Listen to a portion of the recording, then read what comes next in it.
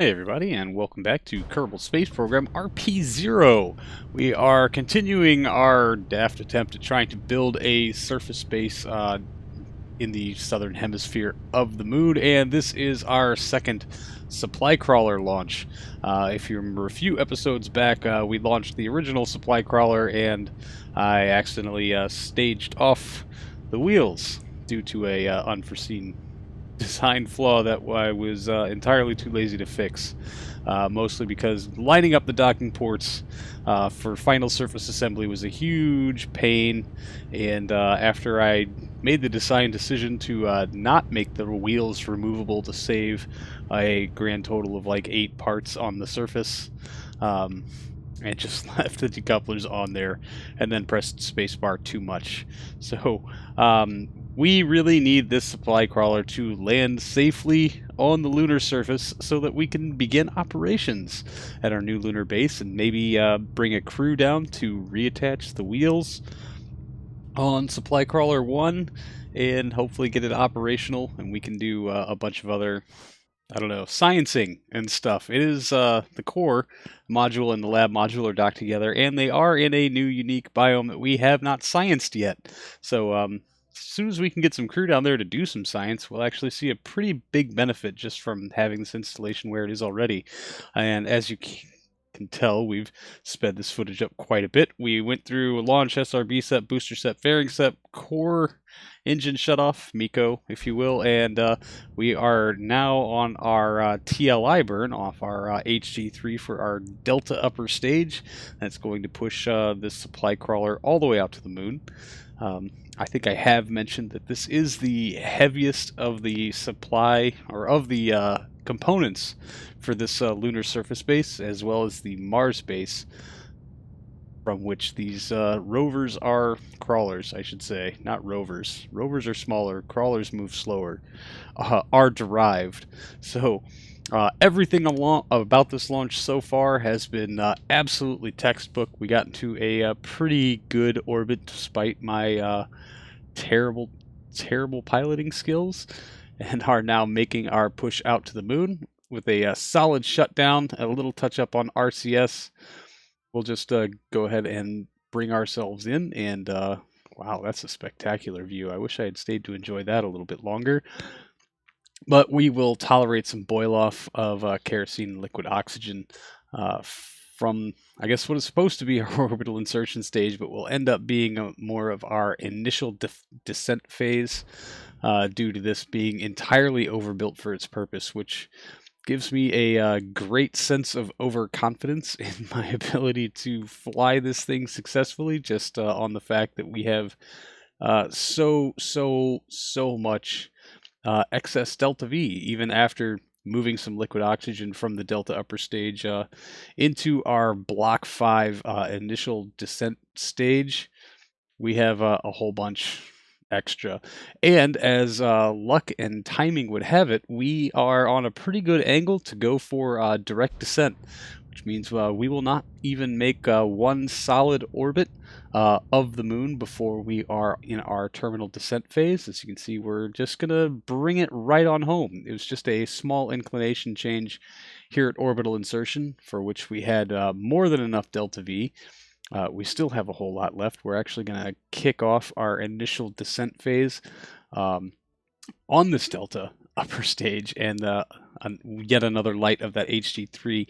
We've got about 150 some odd meters per second, although after warping through the, I don't know, how now, not even an hour. It'd take it an hour to make a whole orbit. After warping through probably what was 10-15 minutes, we'll go ahead and burn the rest of that fuel. A vessel has completed. Thank you, Kerbal Alarm Clock, for interrupting my train of thought so regularly. And then we'll get things primed and ready for that Block 5 stage firing as we let the Delta upper stage just drift gracefully away on its impact trajectory much later on in the moon. And we will angle up a little bit because I got nervous and thought maybe we're going to pile into some rocks. It was a bit excessive. Now we're climbing quite a bit, so we'll plot some recorrection nodes and then, well, start our terminal descent phase, for which I will turn you over to Old Me live during the broadcast. We're going to have to fire the stage and ditch it because, yeah, crash your stage. And the TWR on this is just entirely too high to be a reliable landing thing. So I think this burn then ditch. We've got 24 seconds of runtime that will account for 700. We need to do less than half that. So how about now? Spool up time on this is pretty big. I keep forgetting that. Hold note, please.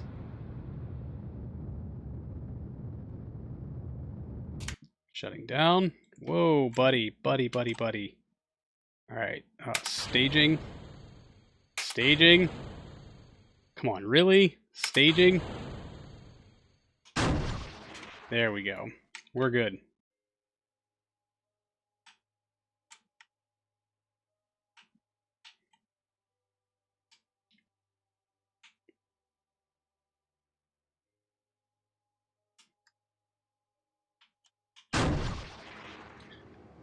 Alright, very sorry, Chad. I'm going to have to pay very close attention to what's going on with our landing.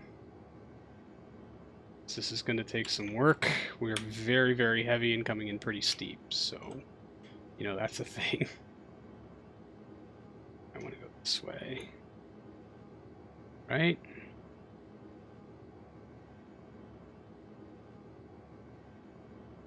And honestly, if we land outside the render range, so be it.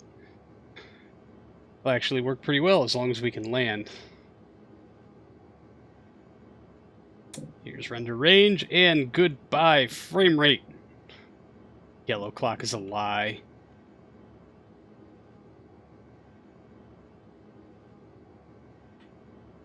You know what, let's just focus on getting this down safe. Where are we at? 1.6 kilometers, 72 meters per second down. Come on, baby. Get her done. Uh-oh. That doesn't look good. Do we have the airbags on this model? We do not. Started too late. Shit. 800 meters. Nope. F'd this up.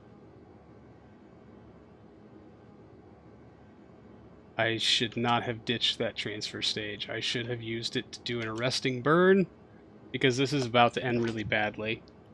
Listen to Daddy Scorpio. Alright, pray for a bounce.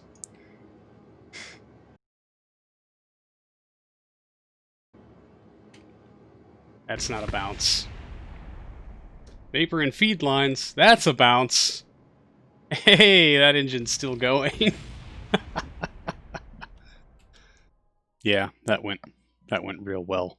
I completely misgauged our altitude. I probably looked, yet again, and this has been brought up to me in the comments before, about how I really should have altitude true as the top value in my little details box, but I have it way down the bottom. I was probably looking at apoapsis and not actual altitude when starting that burn, and, well, yeah, that happened. So in an effort to regain my confidence and move this program swiftly along, we are going to launch a replacement lunar Uber out to Hotel Coast Cosmos.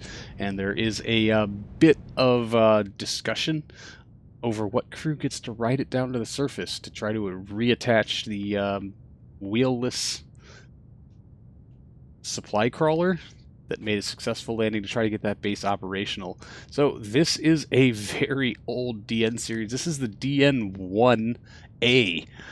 This is probably the lightest duty of all of our, well, I guess this would be the medium lift category. This isn't even what we would consider heavy lift, although our criteria is a bit different than the real world. That single RS-25 having to tail stand quite a bit after booster step to try to get ourselves into an orbit, or at least buy enough time to apogee to expend all of its fuel and get us into an orbit. This is, I guess, the original derivation of the DN2 series, or the DN series itself, that started life with a, I believe it was 2 J2s on the core stage, and RD170 booster engines. And of course, those J2s moved to HG3C levels, and then eventually moved to RS-25s as the technology became available to us. And of course, as the thrust of each engine increased, the engine count decreased. So it might have been 4 J2s, 2 HG3s, and then a single RS-25. Although the RS-25 variant of this rocket, I feel, does perform a little bit worse than probably the 2 HG3 variant that we have not flown for many, many, many years. Although, really, this rocket should have been just outright replaced by a DN2 with 2 RS-25s, and then we could have a little bit greater capacity on things. Another design flaw with this is that this little kick stage, that little orange tank there with the AJ-10 mounted directly below it, is entirely unnecessary. Without that little kick stage, we would have had enough delta V just on the core to make low Earth orbit insertion. And then really the fuel that's inside the lunar Uber itself could have taken care of the rest of it. We might have had a little bit extra left over in this, the A upper stage to start our lunar insertion burn, although without radiators or any means of keeping that liquid hydrogen in liquid state, I don't know how effective it actually would have been, but who knows, I guess. So we are now making our translunar injection burn off of those 5 RL-10 engines, one of which has failed.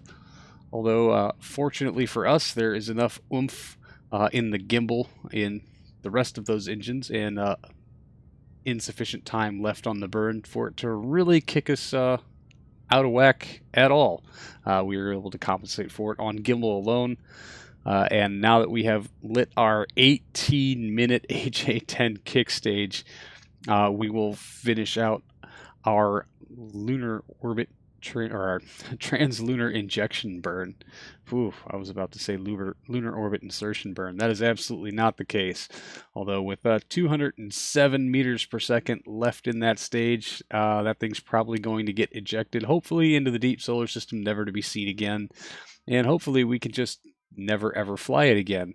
Now we actually have to worry about alignment now because we're going to rendezvous with the station and not going for surface landing. And this was something I felt was really easy enough for me to not screw up, because this lunar surface space program has kind of been just one stupid mistake after another, and they're very costly because we're doing pretty much all of these launches without a contract. Although when we start moving crew out here, we can start taking 3 crew to low Earth orbit and 2 crew to low lunar orbit contracts to help make up for the absolute deficit in our funding. We've been sitting at below $1 million funds for a pretty long time now, and while there aren't that many contracts for us to actually take, those are really what we can rely on to get us good, reliable science. Although we do have that crew that's supposed to come home from Venus very soon. And, well, that'll give us a nice little payday. So, with orbital insertion complete, we are plotting our node for our inclination change. And it looks like if we play our cards right, we can probably go ahead and make rendezvous with Hotel Coast Cosmos on that burn to lower our orbit after making the inclination change, which would be really, really handy and very, very time effective. So I have absolutely every interest in getting that done because I was actually kind of pressed for time as far as how much I could get accomplished during this stream due to the low frame rate of most of the lift vehicles and really everything else involved in this save. It becomes difficult to get anything done at what would be considered a normal game speed time.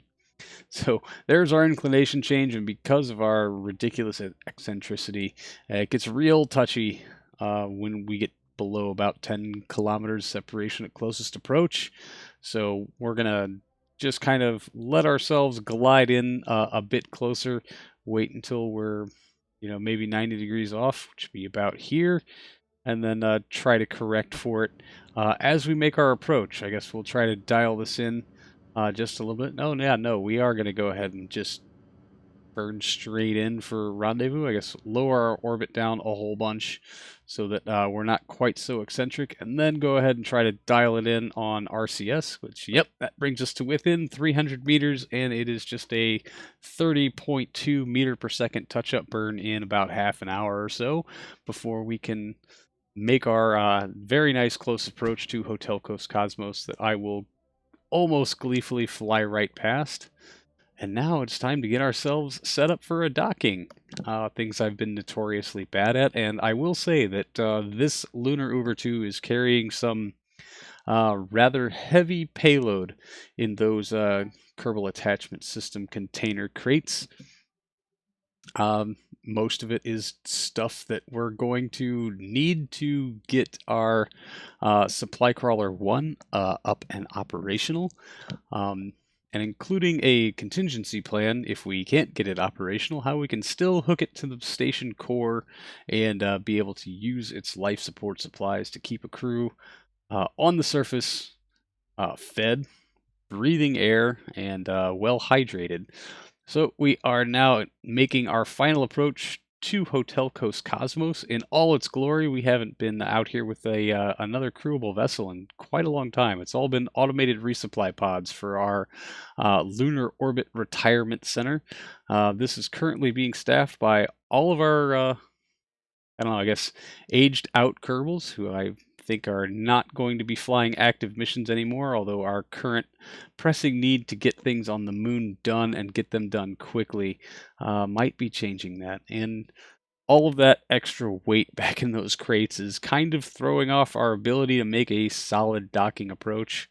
We're just a little heavier in the trunk, although I did kind of forget to move some fuel around to kind of compensate for that weight balance and see if, well, I couldn't just make things a little easier for myself, because, you know, that's just not what I do, make things easy for myself. And despite its absolutely massive size, Hotel Coast Cosmos does not mass that much.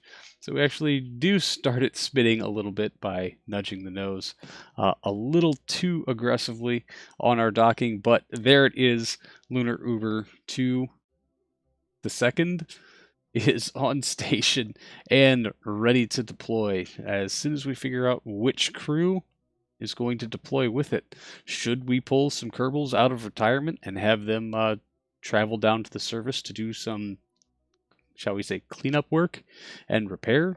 We do have some of our most famous surviving Kerbals aboard this currently, including the man himself, Boris.